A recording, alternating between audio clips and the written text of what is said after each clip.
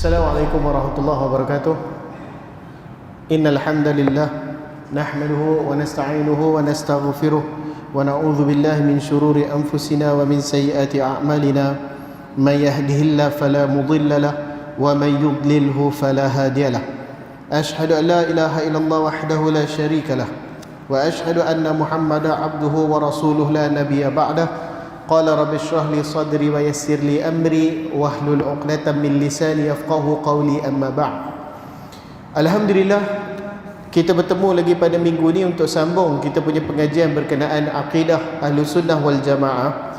Dan pada minggu lepas kita dah hampir menghabiskan berkenaan dengan kaedah dalam perbincangan nama Allah Subhanahu wa taala, iaitu kita masuk muka surat 211 tu bagi siapa yang di kitab. Dan sekali lagi suka saya ingatkan, sebab kita dah nak habis bab nama ni. InsyaAllah lepas habis bab nama ni, kalau dah hari ni lah, kita akan masuk berkenaan bab sifat Allah Subhanahu Wa Taala.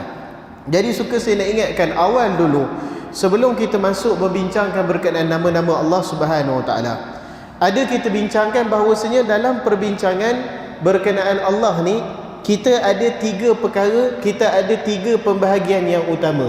Ingat lagi, ada tiga. Yang pertama, iaitu yang kita tengah bincang sekarang, bab nama-nama Allah Subhanahu Wa Taala.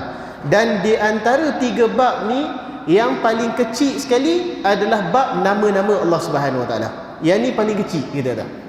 Kita kata bahawasanya nama-nama Allah secara khususnya kita dah tahu. Setakat yang Allah beritahu pada kita, ada berapa nama Allah? 99 nama Allah Subhanahu Wa Taala. Maka perbincangan dalam bab nama, mana dia perbincangan dia? Ni lah, sama 9 dah. Tak ada hak lain, memang tu saja. Memang dah, orang kata apa, memang dah fix, memang dah muktamad macam tu. Kurang satu tidak, tambah satu pun tidak. Ini perbincangan berkenaan nama-nama Allah Subhanahu Wa Taala. Jadi kita kata dalam bab nama Allah ni, dia merupakan bab yang paling kecil disebabkan dua perkara. Yang pertama, sebab Nabi SAW memang dah sebutkan nama Allah ni 99. Jadi dia dah khusus dah pun. Itu satu sebab. Yang kedua, kenapa dia perbincangan kecil? Sebab nama-nama Allah cuma boleh didapati daripada Al-Quran dan hadis Nabi SAW yang sahih sahaja. Itu sahaja. Jadi kalau selain daripada Al-Quran dan hadis, boleh tak seseorang tu beri nama pada Allah ikut suka dia? Tak boleh. Sebagai contoh, barangkali ada seorang dia baca hadis Imam Muslim bahawasanya Nabi SAW sebut Allah ni di antara sifat dia cemburu. Dia baca hadis sahih, hadis Imam Muslim. Allah ni di antara sifat dia cemburu. Maka seseorang tu dia kata, "Ustaz, saya nak bagi nama Allah, nama baru ke Allah yang Maha Cemburu." Boleh tak? Tak boleh. Sebab apa? Sebab nama Allah ni memang dah muktamad yang sama 9 tu. Yang mana Quran sebut, yang mana yang Nabi SAW sebut, maka dia habis kat situ saja. Begitu juga nama-nama ini cuma kita boleh ambil daripada Al-Quran dan hadis Nabi SAW. Jadi yang sepanjang kita bincang, saya ingat sebulan lebih ni, yang ni antara tiga perkara yang utama ni, kita memang bincangkan berkenaan masalah nama saja. Itu saja. Okey, itu yang kita bincang, yang kita dah nak habis malam ni. Kemudian setelah daripada bab nama, yang pertama bab nama.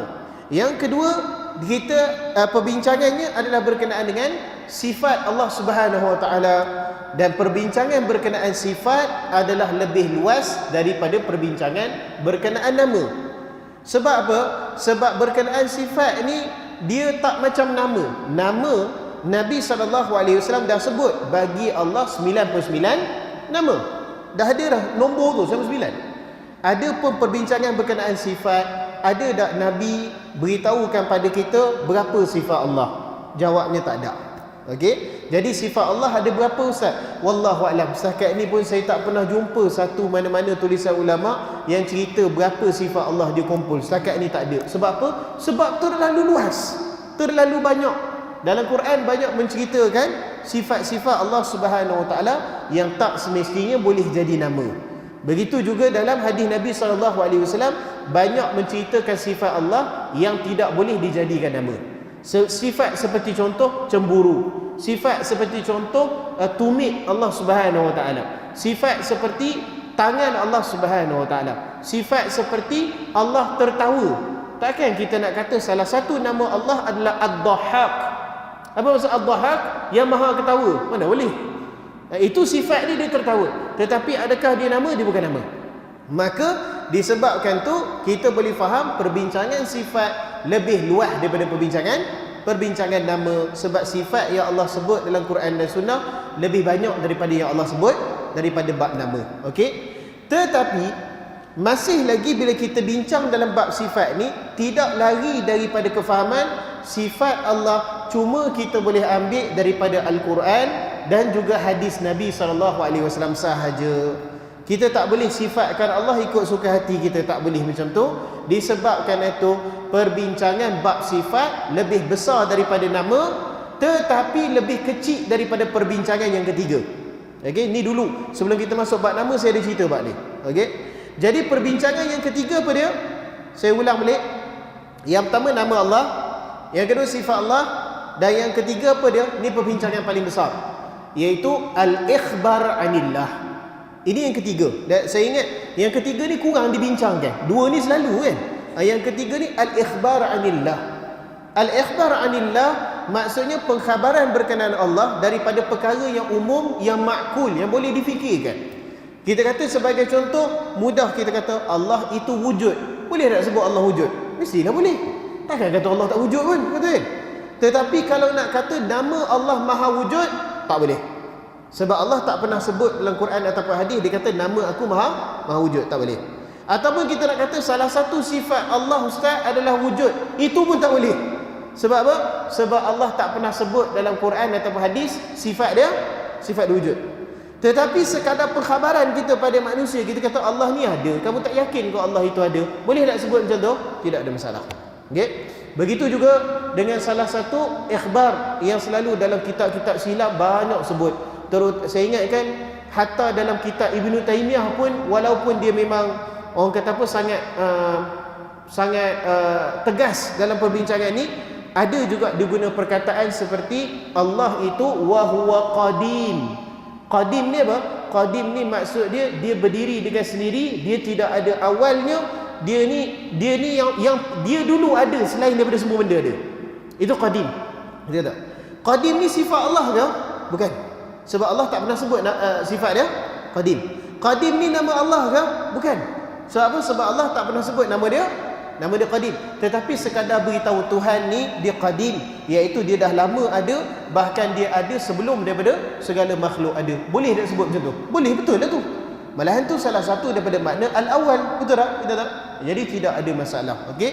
Jadi dalam banyak-banyak perbincangan berkenaan nama, berkenaan Allah Subhanahu Wa Taala, sebenarnya pusing-pusing mana pun sebenarnya dia tak lari daripada tiga perbincangan ni. Ini saja, iaitu nama, sifat dan juga al-ikhbar anillah. Jadi untuk nak bagi jelaskan, yang sepanjang kita bincang sebulan lebih, dekat 2 bulan ni, daripada 3 bab ni kita cuma sentuh satu bab sahaja, iaitu apa? Bab nama Allah Subhanahu Wa Taala. Okey, bab sifat kita tak masuk lagi. Bab al-ikhbar anillah, saya rasa dalam buku ni tak ada pun. Satu saya kata al-ikhbar anillah ni kurang dibincangkan. Sebab tu selalu keliru tu. Kalau boleh saya sebut sikit. Bab apa ni yang ni kita dah masuk kaedah ke-6 di Masjid Titi Tok Bandak. Saya baru masuk bab ni, jadi saya baru terang berkenaan 3 bab yang saya sebut tadi tu. Apa dia? Nama, sifat, al-ikhbar anillah. Saya baru terang tu. Maka mereka pun mula nampak mana perbezaan. Selalu kita kata akidah salaf ni dengannya selalu kita sebut sifat 20 tu. Dekat situ. Sebenarnya perbezaan dia tak jauh sangat sebenarnya. Sifat 20 tu memang jadi confuse, betul tak?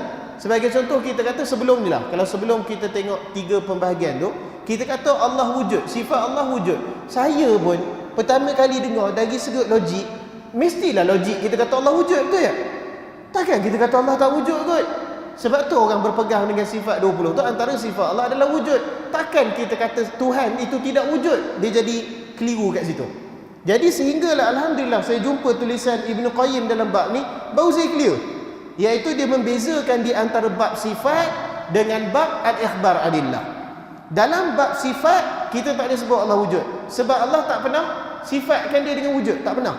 Tetapi dalam bab pengkhabaran umum berkenaan Allah, kita kata Allah itu wujud. Boleh tak? Boleh. Selesai masalah. Alhamdulillah. Okey. Jadi satu mereka tanya, maknanya saya terus terang cakap, saya kata orang yang percaya dengan sifat 20 ni, saya nak kata sesat, sumpah saya tak berani, saya kata. Sebab apa? Sebab dia beza perkataan saja.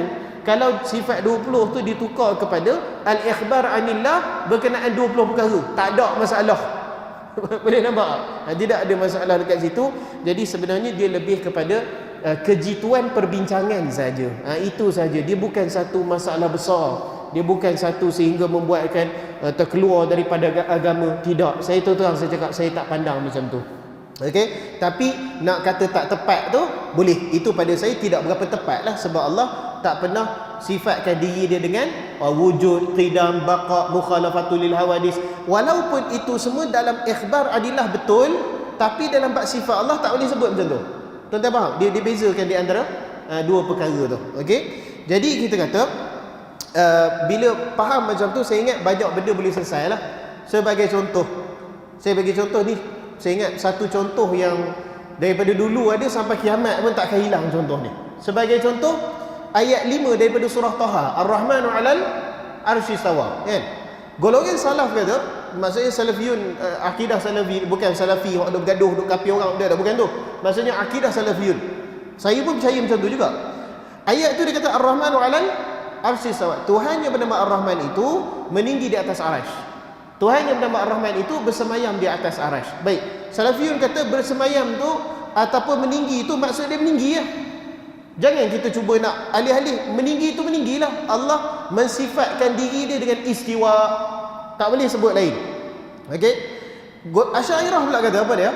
Ayat tu tak boleh nak faham yang Tuhan beristiwa atas arasy. Ayat tu kena cakap Allah menguasai arasy. Nampak tak? Dia kata Allah menguasai arasy. Okey. Kalau kita tengok formula yang 3 tadi tu, sebenarnya benda ni menyelesaikan masalah.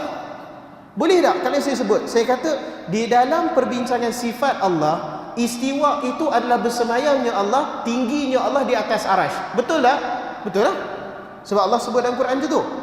Tetapi saya kata di dalam perbincangan al-ikhbar anillah, selain daripada Allah itu meninggi di atas arasy, tidak salah juga jikalau saya beritakan Allah menguasai arasy. Boleh tak saya sebut macam tu? Boleh. Sebab tu sebenarnya benda ni saya nampak penting, pembahagian 3 ni. Dia tak payah nak gaduh. Sebenarnya dia ada tempat masing-masing. Itu saja. Okey. Jadi ni saya kira dalam perbincangan bab Allah ni kalau diterangkan dia boleh menyelesaikan banyak masalah lah. Jadi kalau orang yang sifat 20 pun dia nak pegang 20 perkara tu pun saya tak nampak dia jadi satu masalah besar sangat. Dan golongan yang ambil secara zahir, yang mana saya pun percaya macam tu juga. Saya ikut mazhab tu juga, tetapi dalam masa yang sama tak adalah terlalu tegas sehingga kan tidak ada perbincangan al-ikhbar anillah. Dia tak boleh macam tu. Kalau kita kata perbincangan bab al-ikhbar anillah ni tak boleh ada ustaz, maknanya saya sebut Allah wujud tu pun salah. Wa iyazubillah. Itu mustahil. Takkan sampai tara tu gitu kan. Wallahu taala alam. Okey. Baik. Jadi saya ulang balik kat sini sebab ni pun agak saya takut tuan-tuan tak faham. Saya pergi slow-slow. Jadi yang kita bincang selama sebulan 2 ni adalah berkenaan nama saja. Sifat kita tak masuk lagi. Okey? Dan kita dah sampai kepada kaedah yang ke-6, iaitu kaedah yang terakhir, bahawasanya kata pengarang, ilhad kepada nama Allah boleh menyesatkan. Okey, apa dia ilhad? Ilhad ni saya ingat minggu lepas saya sempat sentuh sikit sebelum orang azan. Ilhad ni maksud dia menyimpang ataupun condong. Sebagai contoh, dia kata liang lahat. Liang lahat ni bila kita gali kubur, kan, dia ada 3 option, ada 3 pilihan yang kita boleh buat untuk nak, orang sini panggil apa? Simpan jenazah kan. Kami dekat bahagian pantai timur, kami tak panggil simpan, kami panggil kebumi jenazah. Jadi bila saya mula-mula sampai kat sini, orang beritahu saya, ustaz, fulan bin fulan ni dah meninggal dunia ustaz. Dia beritahu kat saya, insya-Allah pukul 11 nak simpan, dia kata. Saya kata, kenapa simpan? Kenapa tak ke bumi? Saya kata. Lepas tu dia kata, yelah kita nak simpan Ustaz. Saya kata, nak buat postmortem ke? Dia kata, tak, kita nak simpan Ustaz. Saya faham simpan tu simpan dalam bilik mayat tu. Rupanya simpan tu, dia kata, tak Ustaz, kita nak masuk tanah nak kambus Ustaz. Dia cakap macam tu, baru saya faham. Rupanya simpan tu ke bumi lah. Okay? Jadi bila kita nak simpan jenazah ni, kita ada 3 pilihan, betul tak? Pilihan pertama, kalau tanah terkerah, tanah tu elok, tapi tak semua tanah boleh macam ni. Baru ni Allahyarham Dr. Ku meninggal dunia, saya pergi pengubumian dia dekat masjid Titi Tok Bandak yang depan depan tu ada kubur kan.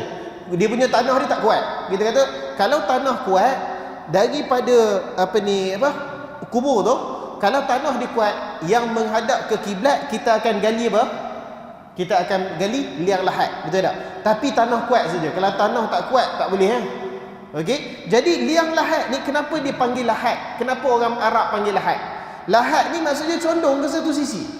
Jadi liang lahat dinamakan sebagai liang lahat sebab daripada kubur yang straight tu tiba-tiba dicondong ke sisi yang belah menghadap ke kiblat. Sebab tu dipanggil liang lahat. Nampak tak? Okey. Jadi ni afdal. Kalau kita boleh buat liang lahat, buat liang lahat. Kalau tak boleh buat liang lahat, buat apa? Buat syak. Syak ni apa? Syak ni parit kan? Jadi kita gali dekat tengah-tengah tu. Kata Syekh Utsaimin, bila gali tengah tu, dia tak nama liang lahat dah. Orang panggil syak, betul tak? Sebab apa tak panggil liang lahat? Sedangkan dia punya ruang nak letak jenazah tu sama besar je dengan liang lahat. Kenapa bila gali kanan liang lahat, bila gali tengah jadi syak? Sebab dia kata lahat tu perkataan Arab, maksud dia condong, dia kata. Jadi bila kita gali condong, nama dia liang lahat. Kalau gali tengah-tengah, tak boleh panggil liang lahat dah, sebab dia duduk tengah-tengah kubur tu. Boleh nampak tak? Okey. Tapi bukan semua kubur kita boleh buat syak ni. Macam di kawasan kampung Gajah. Ada kampung Gajah dekat Arau kan? Mereka memang duk sebut kadang-kadang kalau musim hujan, macam tadi pun duk hujan lebat apa semua, bila nak ke bumi jenazah, mereka gali syak tu pun lubang tu keluar air kata. Nah, jadi kalau letak jenazah pun, jenazah duduk terapung-apung, kadang-kadang mereka pam balik, letak jenazah, sebelum kambuh, naik balik terapung-apung balik jenazah. Nah, jadi disebabkan tu, kalau tak ada pilihan, kita ambil pilihan yang ketiga. Apa dia pilihan ketiga? Kita kebumikan dengan keranda. Itu pilihan ketiga. Baik. Ala kulli hal, saya nak sebutkan, disebut ilhad tu maksud dia apa? Condong. Dan begitu juga condong tu, kalau daripada jalan yang lurus, kita kata orang itu condong daripada jalan yang lurus. Dalam erti kata lain apanya? Menyimpang, lari daripada kebenaran. Jadi bila disebut ilhad pada nama Allah, maksudnya apa? Lari daripada kebenaran dalam membincangkan nama Allah Subhanahu Wa Taala. Itu maksud dia. Okey. Dan begitu juga saya ingat minggu lepas saya dah jelaskan dekat tuan-tuan apa dia perbezaan di antara takwil dan juga tahrif. Saya terang 3 perkara minggu lepas, iaitu tafsir, takwil dan juga tahrif. Saya ulang secara ringkaslah. Tafsir ni apa? Penerangan kepada ayat-ayat Al-Quran, terutamanya maksud-maksud yang samar.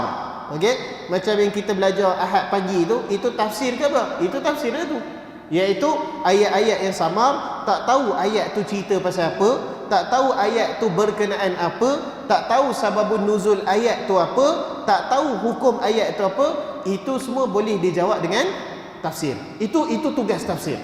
Okey. Kemudian yang kedua, kita ada takwil. Takwil ni adalah memalingkan makna zahir Al-Quran ataupun hadis kepada makna yang lain. Dia punya kata kuncinya ada, saya sebut minggu lepas. Apa kata kuncinya? Dengan dalil. Dia tak boleh tak ada dalil. Takwil kena ada dalil.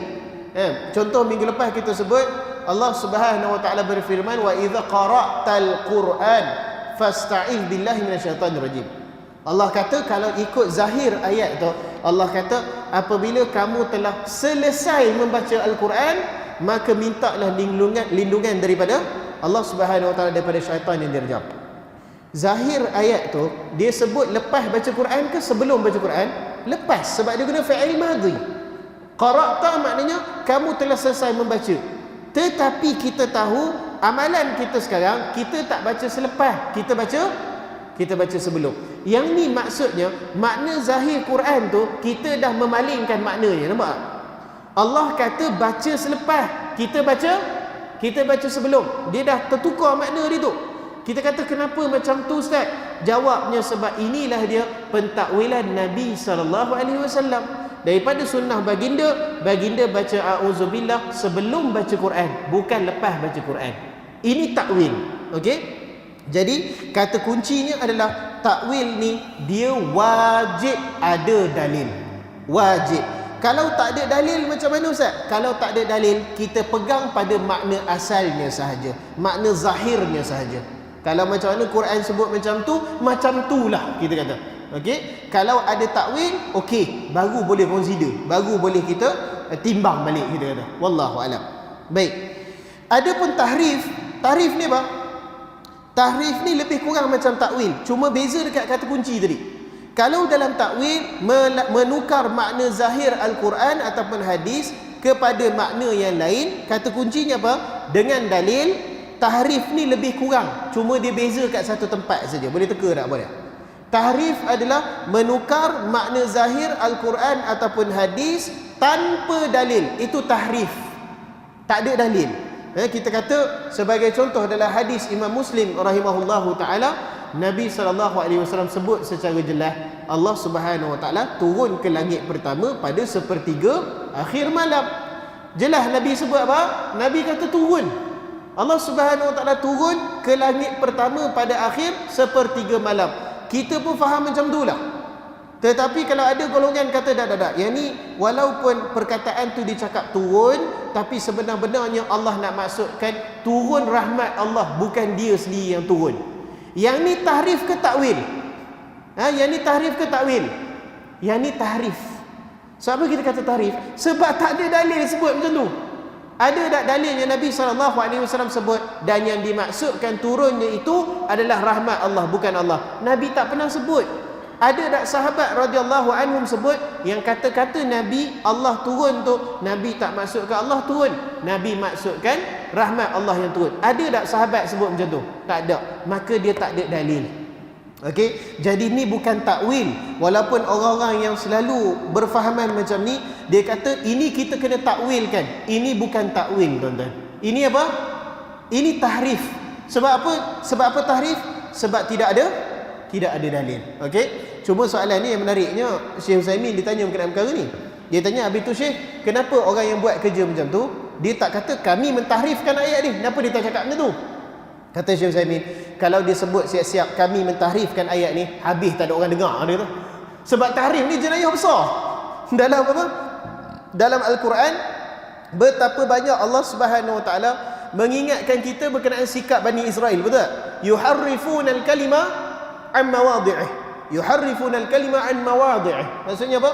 Mereka mentahrifkan kalimah-kalimah Allah yang dalam Taurat tu kepada makna yang memang bukan makna asal dia. Kita belajar dalam kelas tafsir Ahad subuh gitu tu, kita belajar bahawasanya di antara perkara yang mereka buat, kedatangan ramalan, bukan ramalan, pengkhabaran berkenaan kedatangan Nabi SAW. Ada tak dalam Taurat? Ada dalam Taurat. Ya? Taurat sebut Nabi SAW ni badan dia tak tinggi sangat, tak rendah sangat, tak gemuk sangat, tak kurus sangat, rambut ni hitam berkilat. Dalam Taurat sebut tu. Dan dia punya kening dia lebat sehingga kadang-kadang sekali tengok macam seolah-olah nak bercantum, kita kata dekat tengah kan. Kening dia apa? Kening baginda lebat. Warna kulit baginda adalah putih kemerah-merahan. Kalau baginda pakai baju merah, terpancar merah tu, merahnya baju tu pada kulit Nabi SAW. Masya-Allah. Sifat ni diceritakan dalam Taurat.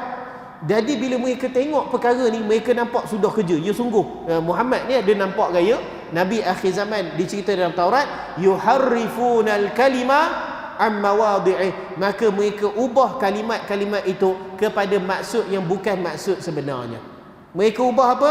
Kata cuba tukarkan daripada badannya tak terlalu besar, daripada badannya sederhana, tukar kepada badannya kurus kering. Daripada dia tak tinggi tak rendah sangat, tukar kepada tinggi lampai. Daripada rambut dia lurus, tukar kepada kerinting. Daripada kulitnya putih, tukar kepada kulitnya biru. Boleh bayang tak macam alien dah jadi? Kan? Kurus kering, tinggi, kerinting, kulit biru. Alien tuan-tuan tu. Ini jenayah Bani Israel. Allah bawa sesuatu dalam Taurat, mereka ubah makna tu daripada makna asal kepada makna yang tidak ada dalil sebut berkenaan perkara tu. Ini apa dia? Ini tahrif. Okey? Jadi kalau orang sebut, saya lebih pada pandangan benar pandangan ni, bahawasanya kalau Allah sebut umpamanya Allah turun ke langit pertama, kita kata tak, bukan Allah turun, rahmat Allah turun. Yang ni tahrif, bukan takwil. Okey? Jadi ilhad pada nama Allah di antaranya adalah mentahrifkan nama-nama Allah Subhanahu Wa Taala. Baik. Dia ada 4 perkara saja ilhad, pendek saja. Saya ingat kita cuba habiskanlah malam ni supaya minggu depan kita boleh masuk tajuk baru. Dia kata, adapun ilhad terhadap nama-nama Allah ada beberapa jenis yang berbeza. Dia kata penyimpangan terhadap nama Allah ada berapa jenis. Secara khususnya ada 4 jenis kat situ. Yang pertama dia kata mengingkari sesuatu dari nama Allah atau mengingkari apa yang dikandung oleh nama Allah seperti sifatnya ataupun hukumnya.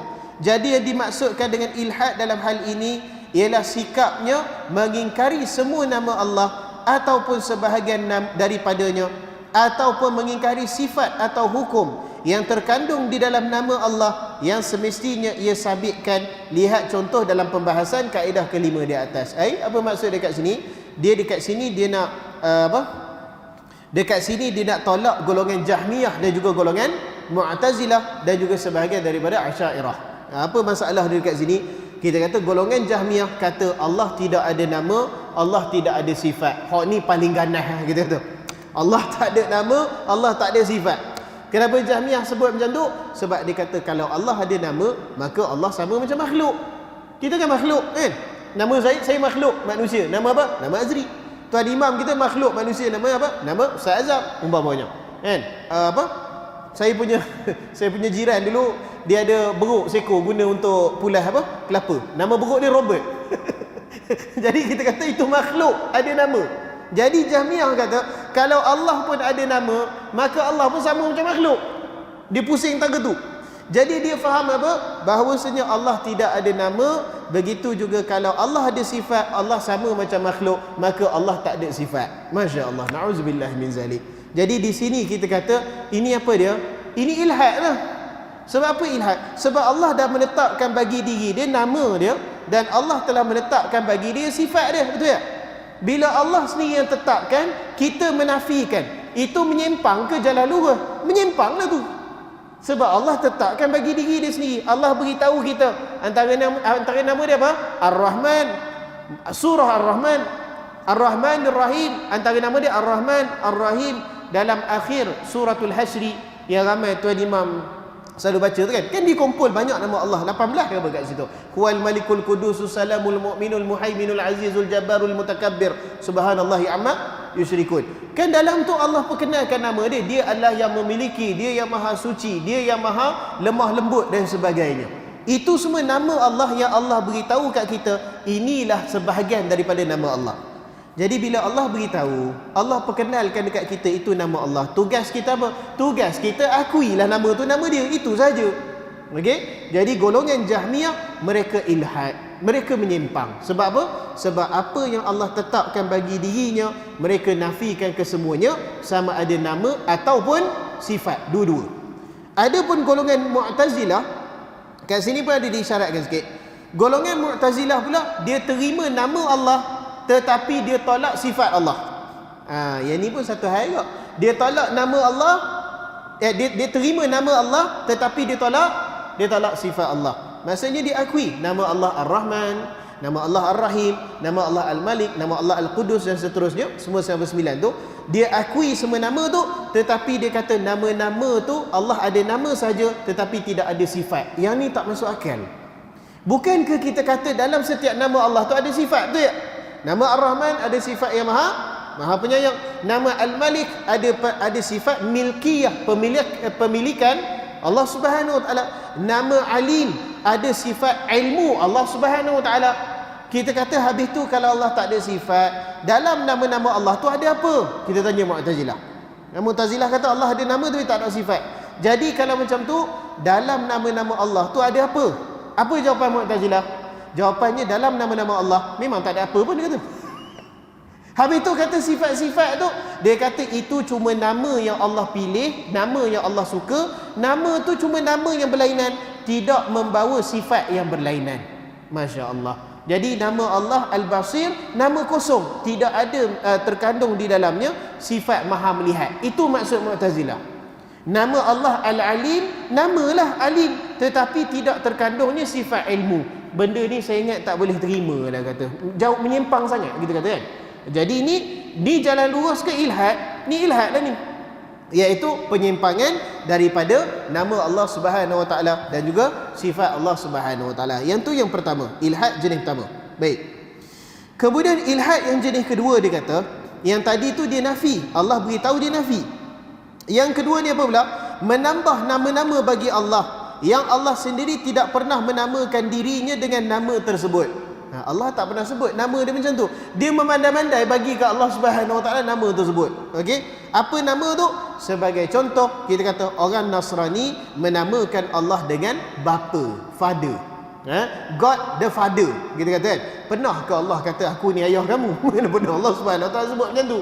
Okey? Jadi dia beri nama pada Allah nama-nama yang tak sepadan dengan Allah Subhanahu Wa Taala. Itu pun ilhad, itu pun penyimpangan. Dan ni pun sebahagian daripada jawapan kita kepada puak-puak liberal ni, kita tahu. Puak-puak liberal ni mereka punya apa? Mereka punya nak menekankan sangat kononnya Islam ni terlalu lemah lembut sangat sehingga sampai ke tahap apa? Semua agama pada hakikatnya menyembah Allah Subhanahu Wa Taala. Dia faham macam tu. Kalau agama Buddha, dia kata Buddha tu sebenarnya yang mereka nak masukkan sembah Buddha tu niat mereka nak sembah Allah juga. Dia faham macam tu. Agama Hindu tu sebenarnya yang dia sembah tu mutlaknya, yang dia nak maksudkan dia nak sembah siapa? Dia sembah Allah. Cuma saja dia kenal Allah dari sudut yang lain. Dia kenal Allah dengan nama Buddha, yang ni kenal Allah dengan nama Shiva, yang ni kenal Allah dengan nama Jesus Christ. Sebenarnya semua Allah juga dia bagi. Boleh tak percaya macam tu? Tak boleh. Sebab apa? Itu semua sebahagian daripada perbuatan memberikan nama pada Allah yang Allah tak pernah berikan bagi nama dia sendiri. Pernah Allah kata nama aku Shiva? Mana ada? Pernah Allah Subhanahu Wa Taala kata nama saya Buddha? Mana ada? Pernah Allah Subhanahu Wa Taala kata saya ni Nabi Isa? Mana ada? Jadi itu semua pun penyimpangan. Selain daripada kita menafikan, kita beri nama kepada Allah yang Allah sendiri tak pernah beri dekat nama dia sendiri. Okey? Jadi sebab tu baik-baik kita jangan kita kurangkan, begitu juga jangan kita tambah nama Allah Subhanahu Wa Taala. Yang ada 99 tu cukup, dah habis dah pun. Okey? Cuma ingat yang 99 tu saja. Baik, itu yang kedua. Ada pun yang ketiga, dia kata menyamakan nama Allah dengan nama makhluk. Ini satu hal pula, dia menamakan Allah dengan makhluk. Sebagai contoh, mereka mendakwa bahawa persamaan pada nama al-asma menuntut persamaan pada yang dinamakan al-musammayat. Na'udzubillah min zalik. Maknanya apa? Kalau dah namanya sama, maka sifatnya pun boleh dikiaskan sama. Boleh faham tak? Maksudnya kita kata Allah mendengar tak? Allah mendengar. Saya ingat guru saya Dr. Abdullah selalu cakap, dia kata masa dia kata Allah mendengar, ada orang angkat tangan, dia kata ustaz, Allah bukan mendengar, Allah maha mendengar. Maha tu perkataan Melayu tuan-tuan. Perkataan Arab mana ada maha? Kata innallaha mahas-sami'ul alim. Mana ada? Tak ada. Maha tu perkataan Melayu. Okey. Jadi kalau kita buang perkataan tu, kita kata terjemah daripada Arab, Allah mendengar. Jadi golongan ni yuqas, mereka mengkiaskan sifat Allah dengan sifat makhluk. Iaitu mereka kata kalau dah namanya sama, Allah mendengar, makhluk mendengar, maknanya apa? Maknanya Allah mendengar sama macam makhluk mendengar. Na'udzubillah min zalik. Yang ni pun ilhad juga, menyimpang. Okey? Ada yang kata, kita kata manusia berkata-kata. Allah pun salah satu sifatnya berkata-kata. Maka kita boleh faham kat situ berkata-katanya Allah sama dengan berkata-katanya makhluk. Yang ni kita panggil qiyasul ammah, qiyas am, iaitu segala perkara yang sama dengan manusia kita samakan dengan Allah Subhanahu Wa Taala. Yang ni ilhad, yang ni tak boleh. Ya, penyimpangan. Okey. Sebagai contoh dia kata Allah mendengar, melihat, berkata-kata. Manusia juga mendengar, melihat dan berkata-kata. Padahal sebenarnya nama Allah boleh sama dengan nama makhluk dalam lafaz, tetapi berbeza dalam maknanya, sebab makna sifat mendengar, melihat dan berkata di sisi Allah sesuai dengan keagungannya dan sangat berbeza dengan mendengar, melihat dan berkata-kata di sisi manusia. Iaitu dikata apa? Persamaan sifat manusia dengan sifat Allah cuma boleh sama dari segi lafaz, bukan makna. Iaitu kita kata manusia berkata-kata, Allah berkata-kata. Betul tak? Betul. Tapi berkata-katanya Allah tak sama dengan berkata-katanya manusia. Kita kata Allah Subhanahu Wa Taala mendengar, manusia pun mendengar. Betul tak? Betul. Tetapi deria pendengaran manusia tidak sama dengan deria pendengaran Allah Subhanahu Wa Taala. Tak sama dengan pendengaran Allah Subhanahu Wa Taala.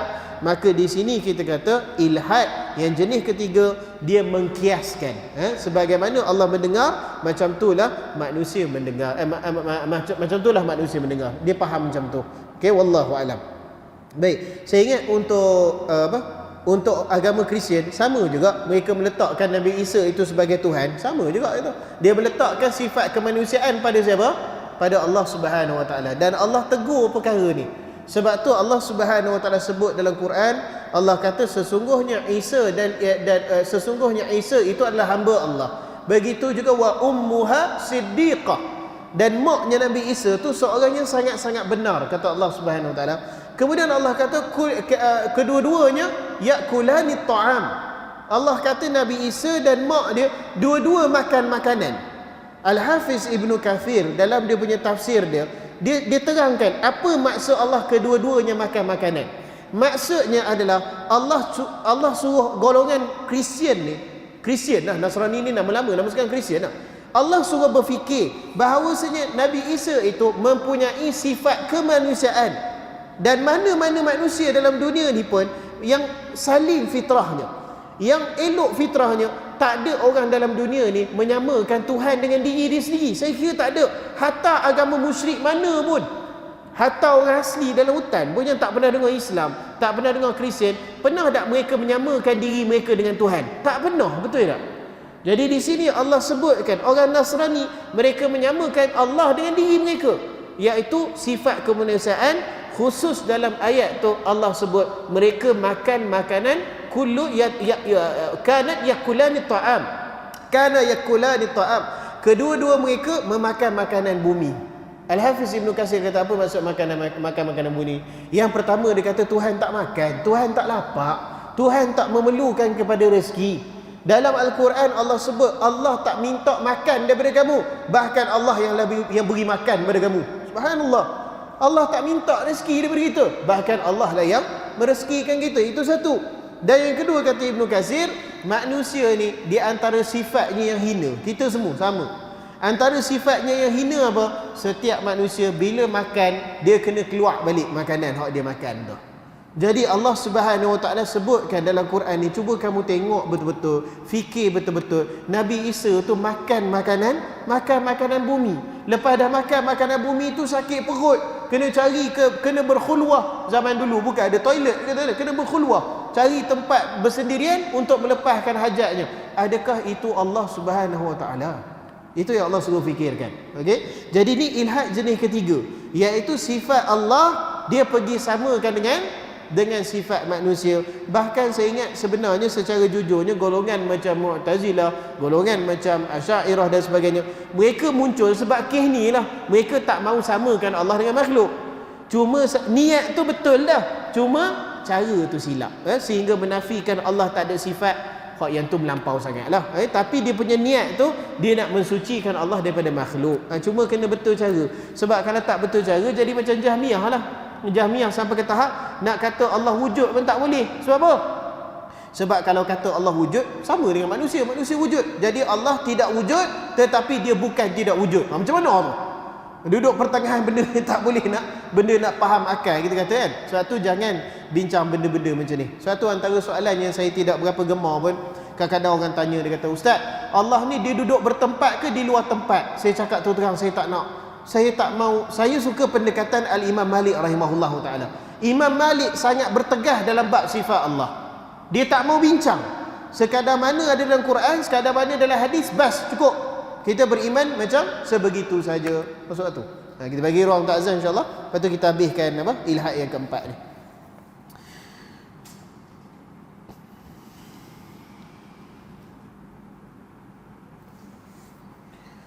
Baik, adapun ilhad yang keempat dan terakhir, iaitu menggunakan istiqaq. Istiqaq ni maksudnya mustaq, nama-nama Allah Subhanahu Wa Taala. Sebagai contoh daripada nama Allah Al-Ilah ataupun Al-Aziz, daripada Al-Aziz, orang Arab bawa keluar nama Al-Uzza. Al-Uzza ni dah lama dia punya, saya terbaca baru ni, dia punya sejarah dia bukan zaman Nabi SAW saja dah ada Tuhan nama Uzza ni, tetapi zaman kaum Samud, iaitu zaman Nabi Saleh alaihi salam di Jordan dulu, di Petra tu, masa tu pun rupanya mereka dah sembah Tuhan nama Uzza lama dah. Jadi Uzza ni bukan Tuhan orang Arab musyrik di di Mekah saja. Dekat Jordan tu dah ada dah. Dekat bumi Syam tu dah ada Tuhan nama Uzza. Uzza ni mustaq daripada nama Allah Al-Aziz. Begitu juga mustaq pecahan daripada nama Allah Al-Mannan, diambil kata Munat. Munat ni pun salah satu daripada nama berhala juga. Jadi kita kata nama Allah diambil dan diberi nama berhala. Itu pun ilhad juga. Tidak layak bagi Allah Subhanahu Wa Taala. Wallahu alam. Okey. Baik, alhamdulillah kita dah habis dah bab yang kelima tu. Insya-Allah minggu depan kita akan masuk bab yang keenam, iaitu beberapa kaedah berkenaan. Yang ni kita dah habis bab nama. Nanti insya-Allah kita masuk bab sifat Allah Subhanahu Wa Taala. Wallahu alam. Baik, ada sebarang pertanyaan sebelum kita bangkit solat Isyak?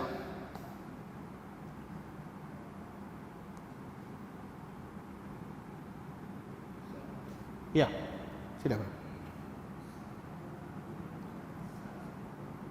Asal. Okey, dia sifat 20 ni dia bukan satu kaedah yang muncul semalaman. Dia bukan maksudnya tak ada, lepas tu ada seorang nama dia Abu Hasan Al-Asy'ari, dia duduk, lepas tu dia buat sifat 20. Dia bukan macam tu. Abu Hasan Al-Asy'ari dia tak buat sifat 20. Kalau kita tengok dalam Kutubut Tarajim ataupun Kutubut Tawarikh, kita tengok dalam kitab-kitab yang menceritakan berkenaan dengan firaq Islam ni ataupun perpecahan mazhab akidah Islam ni, kita akan nampak yang Abu Hasan Al-Asy'ari dia tak buat sifat 20. Beza dia dengan Mu'tazilah apa dia? Mu'tazilah tolak semua sifat Allah. Abu Hasan Al-Asy'ari dia kata ada 7 sifat yang tidak boleh ditakwil dan tidak boleh ditolak. Apa dia? Ilmun, hayat, sama', basar, qalam, kudrat, iradat. 7 ni. Saya ingat Allahyarham Syekh Mandili pun sebut macam tu juga. Jadi yang Abu Hasan Al-Asy'ari buat sifat 7 saja, bukan sifat 20. Okey? Lepas habis sifat 7 tu, dia bertaubat, dia berbalik pada mazhab Al-Imam Ahmad Ibn Hanbal, iaitu dia menerima semua sifat Allah. Tetapi setelah daripada peninggalan dia punya legasi tu diteruskan. Daripada sifat 7 dia jadi sifat 13. Lepas tu dapat ke orang lain daripada sifat 13 dia jadi sifat 20. Itu cerita dia. Jadi dia bukan cuma nama 2 orang yang buat tu, saya tak ingat nama dia. Ada saya tu terbaca tapi saya tak ingat nama dia. Nanti saya semak balik. Cuma nak kata sifat 20 ni dia tidak muncul semalaman. Dan begitu juga dia tidak ada pada zaman Nabi SAW. Bahkan zaman setelah daripada terlepas 3 generasi utama tu baru ada sifat 20. Okey. Jadi sebab tu sebahagian tidak berapa cenderung lah dalam, cuma saja saya akui juga ada golongan yang bertegas sangat sehingga kan kata sifat 20 ni terkeluar daripada landasan Ahlussunnah wal Jamaah. Ini berat sangat kot. Sama juga dengan golongan sifat 20 kata siapa yang pegang dengan tauhid 3 tu terkeluar daripada Islam. Ini melampau lah. Dua-dua melampau pada saya. Okey? Ada lagi ruang untuk nasihat dan perbincangan. Itu pandangan saya lah, wallahu a'lam. Baik, ada soalan?